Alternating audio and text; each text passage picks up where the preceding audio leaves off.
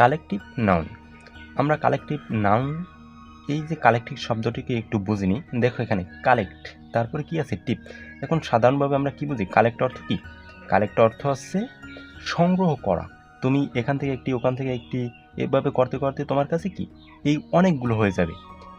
এইটি হচ্ছে collective noun, যেটি তুমি গণনা করতে পারো, যেটি তুমি বুঝতে পারো এখানে কয়টি আছে, যেমন এখানে 5টি আছে বা 10টি বা 4টি আছে, সেটি হচ্ছে কালেকটিভ নাউন, যেটি তুমি গণনা করতে পারবে। এখন দেখো, name of group of things, নাম একটি গ্রুপের নাম।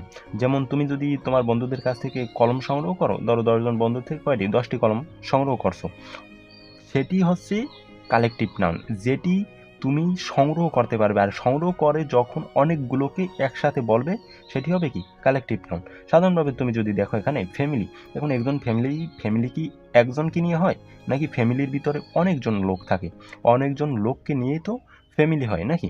তারপর যদি আমরা টিম হিসেবে ধরি, যেমন তুমি বলো তো একজন ফুটবল খেলার টিমে কতজন থাকে প্লেয়ার? 11 জন।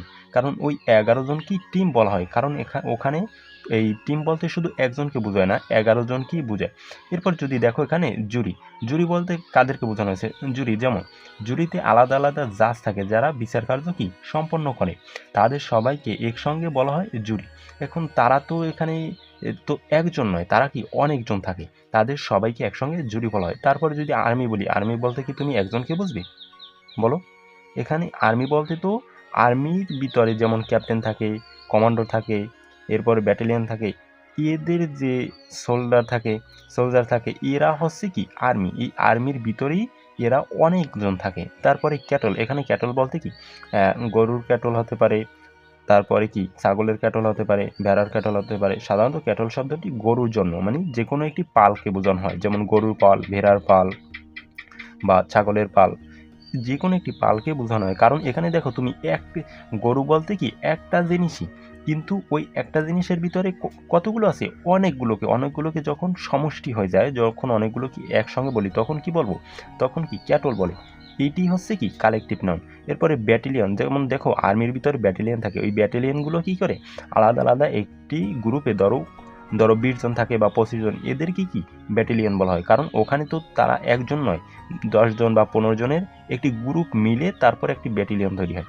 যেমন সাধারণ যদি এখানে উদাহরণ দেখাই তোমাকে, দেখো দ্য আর্মি হ্যাজ, এখানে দেখো এই যে দ্য আর্মি হ্যাজ, এখানে এই যে দ্য আর্মি, এখানে আর্মি শব্দটি কি সিঙ্গুলার। এখানে একটি মজার বিষয় আর একটা লক্ষ্য করো, যে এখানে কালেকটিভ নাউন তোমার সেন্টেন্সে সিঙ্গুলার হিসাবেও বসতে পারে, প্লুরাল হিসাবেও বসতে পারে। এখানে দেখো এই যে আর্মি কি কালেকটিভ নাউন, কিন্তু এখানে আর্মি কি হিসাবে দ্য আর্মি হ্যাজ, এখানে কি সিঙ্গুলার হিসাবে ব্যবহৃত হয়েছে।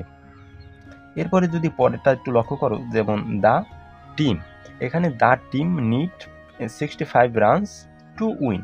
যেমন আমরা দেখি না ক্রিকেট খেলার সময় যে লেখা থাকে যে কোনো দল রান করার পরে দ্বিতীয় দল যখন ব্যাটিং করে, সে সময় তো লেখা থাকে তাদের এত বলে এত রান প্রয়োজন।